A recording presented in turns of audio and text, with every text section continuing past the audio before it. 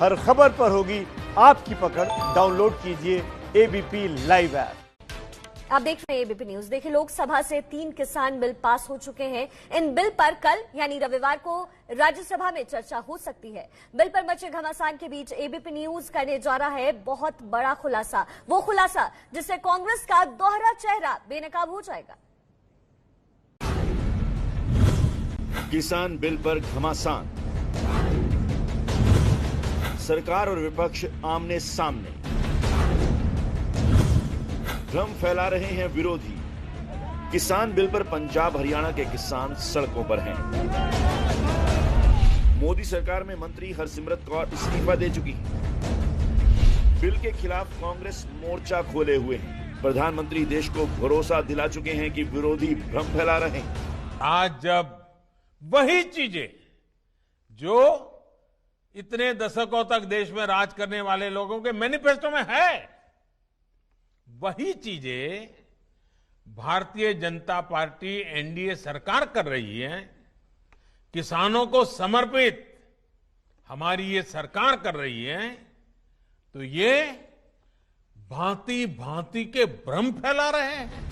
प्रधानमंत्री की इस बात में दम है, क्योंकि कांग्रेस जिस बिल पर आज हंगामा कर रही है, 7 साल पहले कांग्रेस खुद भी वैसा ही वादा देशवासियों से कर रही थी। 7 साल पहले 27 दिसंबर 2013 की कांग्रेस की इस प्रेस कॉन्फ्रेंस की तस्वीरें देखिए। 27 दिसंबर 2013 को भ्रष्टाचार और महंगाई के मुद्दों पर लड़ने के लिए कांग्रेस शासित 11 राज्यों के मुख्यमंत्रियों की बैठक हुई थी। राहुल गांधी की अगुवाई में हुई इस बैठक में फैसला लिया गया था कि 15 जनवरी 2014 तक सभी कांग्रेस शासित 11 राज्यों में एपीएमसी एक्ट के दायरे से सभी फल और सब्जियों को बाहर कर दिया जाएगा, ताकि किसानों को जहां भी अपनी फसल, सब्जी या फलों का सही दाम मिले, वहां अपनी उपज को बेच सके। सुनिए राहुल गांधी के सामने 27 दिसंबर 2013 की प्रेस कॉन्फ्रेंस में अजय माकन ने क्या कहा। अभी एपीएमसी के एक्ट में स्टेट्स के अंदर जो लिस्ट है उसके अंदर फ्रूट्स और वेजिटेबल्स भी शामिल हैं, तो इसलिए बगैर लाइसेंस के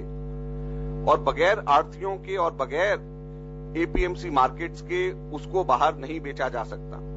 तो किसानों को सहूलियत पहुंचाने के लिए और कंज्यूमर्स को भी कम प्राइसेस देने के लिए यह तय किया गया है कि 15 जनवरी से पहले तमाम एग्रीकल्चर प्रोड्यूस मार्केटिंग कमिटीज में से फ्रूट्स और वेजिटेबल्स को लिस्ट में से हटा दिया जाएगा।